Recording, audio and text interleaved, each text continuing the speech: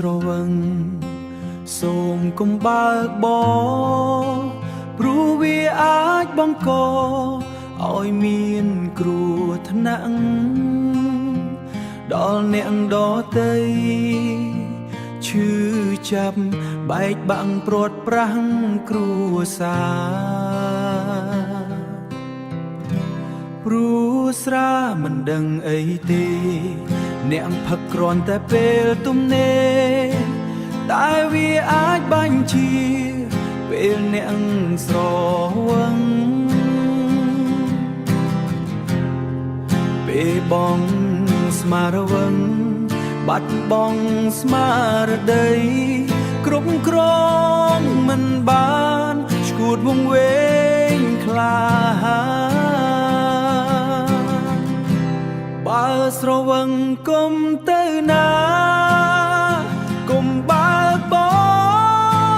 ព្រោះវាអាចប្រហារសម្លាប់ជីវិតឲ្យខ្សែសង្ខារគ្រួសារបែកបាក់កូនបាត់បងម៉ាក់ប៉ាកូនបាត់បងម៉ាក់ប៉ាពួកម៉ាក់បាត់បងមិត្តសាច់ញាតិគ្រួសារពួកគេមិនអាចត្រឡប់មកជួបជុំវិញទេណាសូមពិសាដោយការទទួលខុសត្រូវបើស្រវឹងកុំទៅណាកុំបើកបោព្រោះវាអាចប្រហារសម្លាប់ជីវិតឲ្យខ្សែសង្ខារគ្រួសារបែកបាក់កូនបាត់បងម៉ាក់ប៉ាកូនបាត់បងម៉ាក់ប៉ាពួកម៉ាក់បាត់បងមិត្តសាច់ញាតិគ្រួសា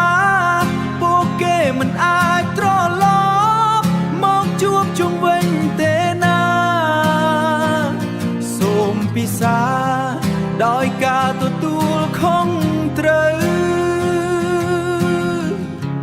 សូមពិសាដោយការទទួលខុសត្រូវ